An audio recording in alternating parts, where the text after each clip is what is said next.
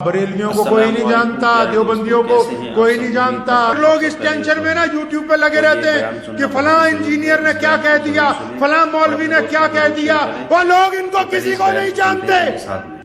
اللہ اکبر۔ اسلام نے ہمیں تاریخ عطا فرمائی ہے۔ میرے والد مرحوم شیر اسلام مولانا حبیب الرحمن ثانی لدھیانوی رحمۃ اللہ علیہ فرمایا کرتے تھے، پچھلے سال ہمارے درمیان تھے، آج نہیں ہیں،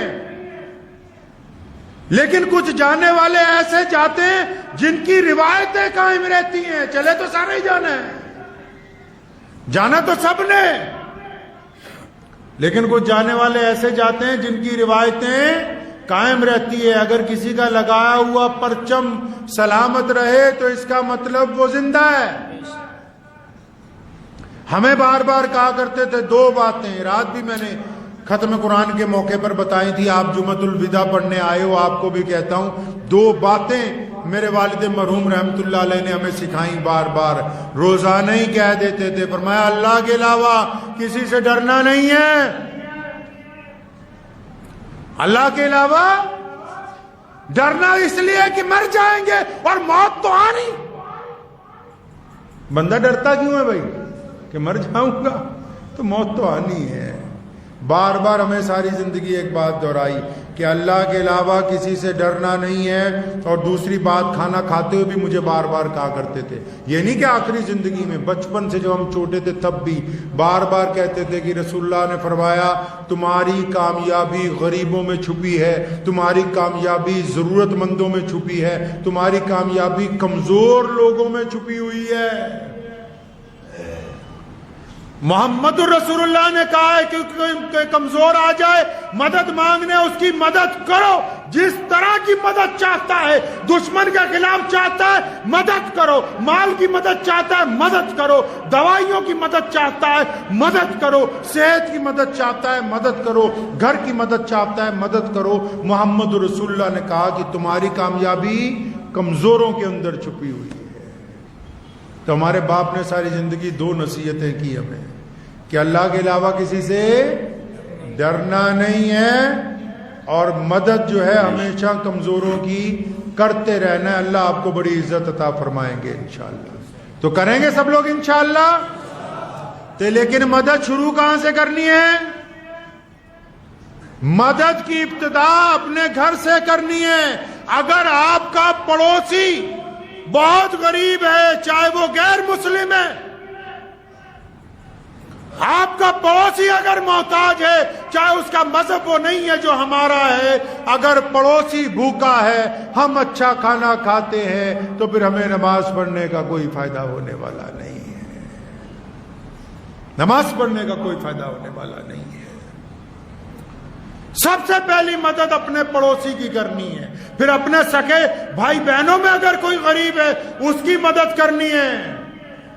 مجھے پتا ہے مدرسے والوں کو زکوٰۃ صدقات کی ضرورت ہوتی ہے، لیکن پہلا حق پڑوسی کا ہے، دوسرا حق سکے خونی رشتہ داروں کا ہے۔ اگر یہ دو کیٹیگریوں کے لوگ مدد نہیں چاہتے، ان کے پاس مال ہے، پھر تمہاری مرضی ہے، جس کو مرضی دیتے رہو، لیکن پہلے ان کی مدد کرنی ضروری ہے۔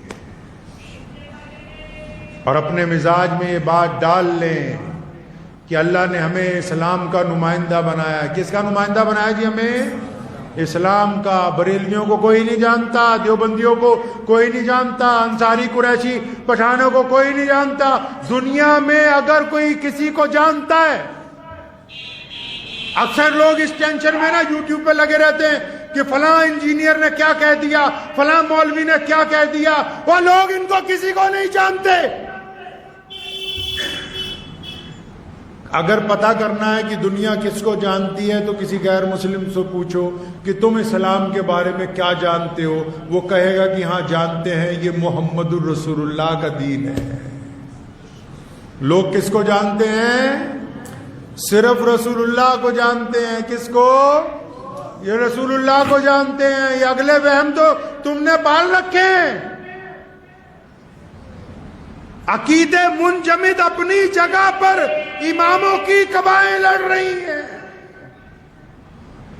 عقیدہ تو اپنی جگہ ہی ہے، یہ اماموں کی قبائیں لڑ رہی ہیں. اگر عقیدہ اپنی جگہ پر صحیح ہوتا تو یہ پہلے یہ کہتے کہ نماز کے ساتھ ماں باپ کی اطاعت کرو, نماز کے ساتھ ظالم کا جواب دو, نماز کے ساتھ غریب کی مدد کرو, نماز کے ساتھ بھائیوں میں محبت پیدا کرو, نماز کے ساتھ بیوی سے رواداری پیدا کرو, نماز کے ساتھ اولاد میں محبت پیدا کرو. یہ تو صرف نماز کی بات کرتے ہیں, اس کی اگلی بات کرتے ہی نہیں. اس کا مطلب یہ صرف ایک دوسرے کو دکھاوے کے لیے لڑ رہے ہیں. تو ہمیں کیا کرنا ہے؟ ہم اسلام کی تصویر ہیں. کون اسلام کی تصویر ہے جی؟ جتنے مسلمان ہیں دنیا میں, اگر آپ کو اسلام کی فوٹو دیکھنی ہو اپنی سیلفی کھینچیے اور دیکھیں. اگر اس سیلفی بری لگ رہی ہے اچھا کیجئے نا اس کو. کوئی غیر مسلم مسجد نہیں آئے گا, آنا بھی نہیں چاہیے, کیونکہ یہ ان کی عبادت گاہ نہیں ہے. وہ کیا کرنے آئے گا مسجد کے اندر؟ اسے نماز نہیں پڑھنی.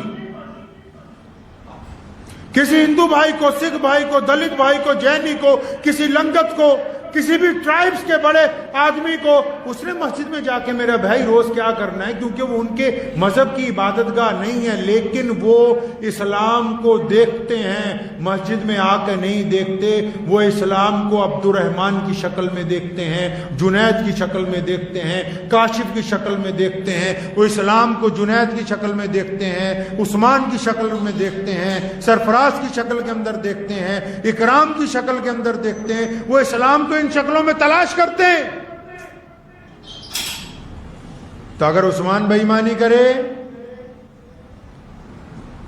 وہ تو اسلام کو دیکھتے ہیں کالج میں کہ یہ اسٹوڈنٹ جو ہیں کالج میں مسلمان پڑھتے ہیں, یہ دیانتدار ہیں کہ بے ایمان ہیں. اگر یہ دیانتدار ہیں تو اسلام اچھا مذہب ہے, اگر یہ بے ایمانی کرتے ہیں تو پھر اسلام کے لیے اچھی خبر نہیں ہے.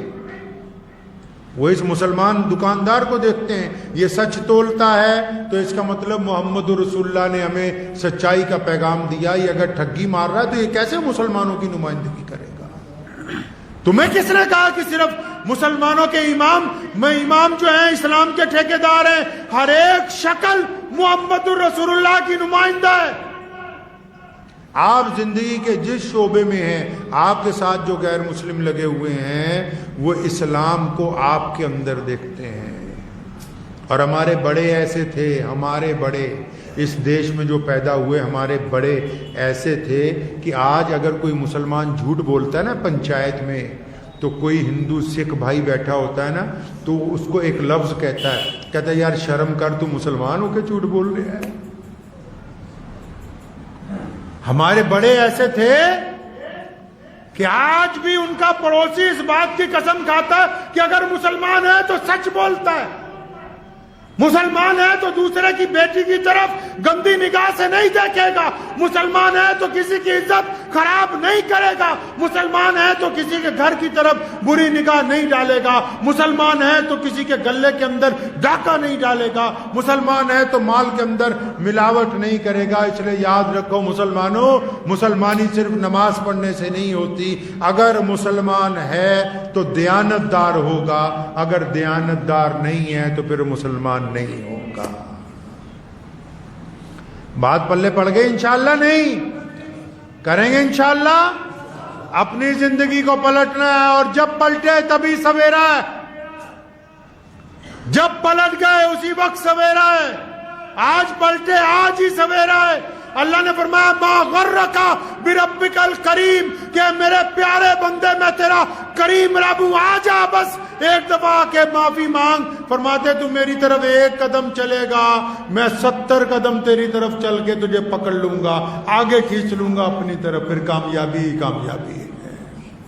کریں گے انشاءاللہ. دنیا کی سازشوں سے بے پرواہ ہو جائیں. مجھے کئی مسلمان پوچھتے ہیں کہ فلاں نے یہ کہا, اس کے جواب میں یہ کیوں نہیں کہا؟ او اللہ کے بندے, ہم مسلمان ہیں.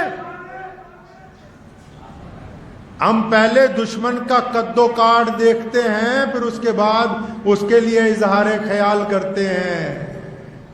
اللہ نے اس مقام پر اسلام کو پہنچایا ہے کہ جب وہ بہت نیچی سطح پہ کھڑا ہوا کوئی آدمی اگر اسلام کے خلاف بول رہا ہے تو اگر میں اس کو مارنے بھی جاؤں تھپڑ تو مجھے خود جھکنا پڑے گا. اسلام کو کہیں جھکنے کی ضرورت نہیں ہے. ہم اپنے عمل سے کامیابی کی طرف بڑھتے رہیں گے، اپنے کردار سے، اپنی جرتوں سے، اپنی ایمانی قوت کے ساتھ، کہ دنیا کی کوئی طاقت کچھ کر لے، کلمہ لا الہ الا اللہ محمد الرسول اللہ جو ان رگوں کے اندر چلا گیا ہے، پوری دنیا کی طاقت مل کے ان رگوں سے محمد الرسول اللہ